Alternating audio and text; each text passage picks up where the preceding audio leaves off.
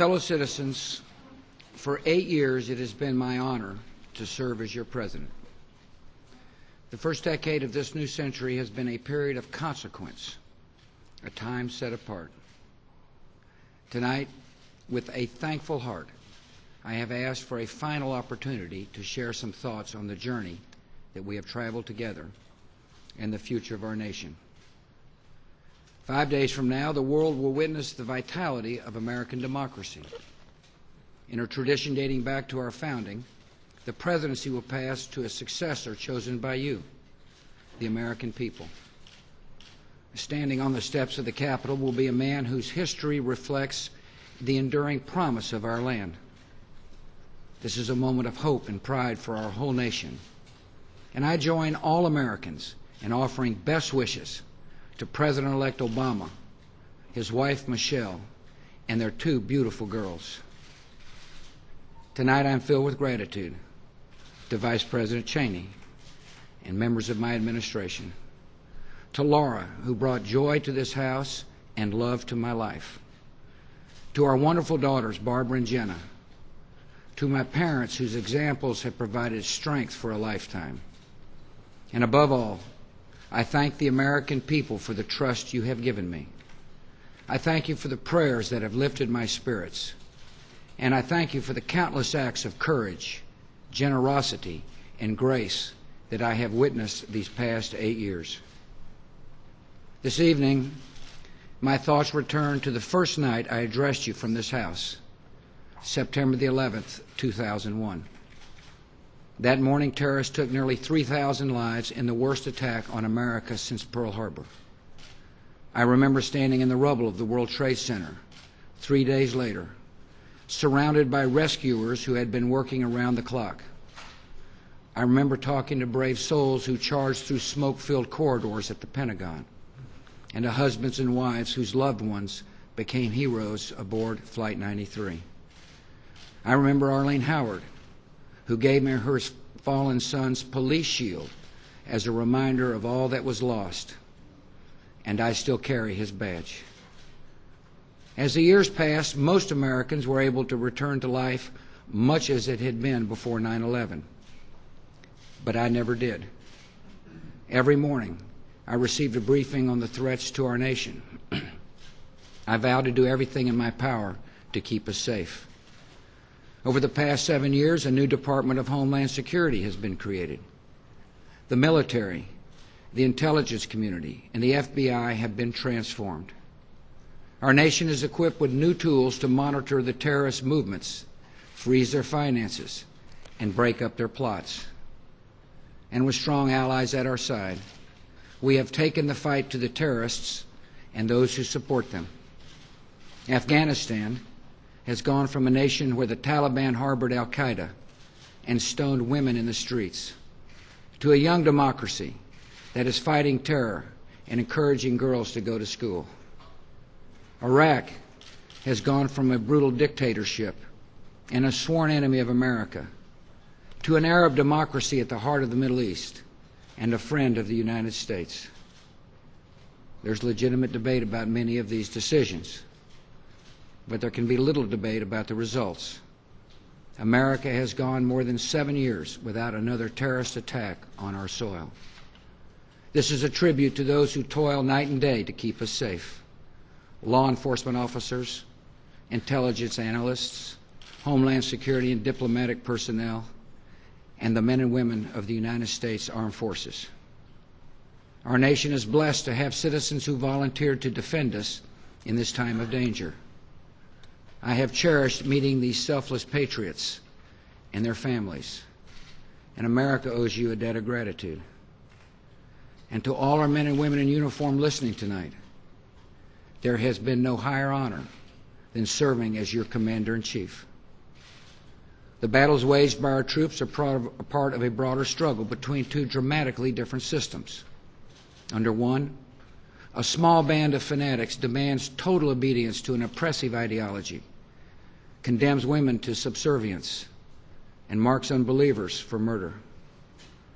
The other system is based on the conviction that freedom is the universal gift of Almighty God, and that liberty and justice light the path to peace.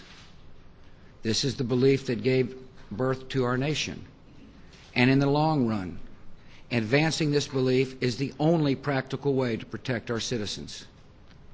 When people live in freedom, they do not willingly choose leaders who pursue campaigns of terror. When people have hope in the future, they will not cede their lives to violence and extremism. So around the world, America is promoting human liberty, human rights, and human dignity. We're standing with dissidents and young democracies, providing AIDS medicine to bring dying patients back to life, and sparing mothers and babies from malaria. And this great republic, born alone in liberty, is leading the world toward a new age when freedom belongs to all nations. For 8 years, we've also strived to expand opportunity and hope here at home. Across our country, students are rising to meet higher standards in public schools. A new Medicare prescription drug benefit is bringing peace of mind to seniors and the disabled. Every taxpayer pays lower income taxes. The addicted and suffering are finding new hope through faith-based programs. Vulnerable human life is better protected. Funding for our veterans has nearly doubled. America's air and water and lands are measurably cleaner. And the federal bench includes wise new members like Justice Sam Alito and Chief Justice John Roberts. When challenges to our prosperity emerged, we rose to meet them. Facing the prospect of a financial collapse, we took decisive measures to safeguard our economy. These are very tough times for hard-working families, but the toll would be far worse if we had not acted. All Americans are in this together, and together, with determination and hard work, we will restore our economy to the path of growth. We will show the world once again the resilience of America's free enterprise system. Like all who have held this office before me, I have experienced setbacks. And there are things I would do differently if given the chance. Yet I've always acted with the best interests of our country in mind. I have followed my conscience and done what I thought was right. You may not agree with some of the tough decisions I have made, but I hope you can agree that I was willing to make the tough decisions. The decades ahead will bring more hard choices for our country, and there are some guiding principles that should shape our course. While our nation is safer than it was 7 years ago, the gravest threat to our people remains another terrorist attack. Our enemies are patient and determined to strike again. America did nothing to seek or deserve this conflict, but we have been given solemn responsibilities, and we must meet them. We must resist complacency. We must keep our resolve, and we must never let down our guard. At the same time, we must continue to engage the world with confidence and clear purpose. In the face of threats from abroad, it can be tempting to seek comfort by turning inward. But we must reject isolationism and its companion, protectionism.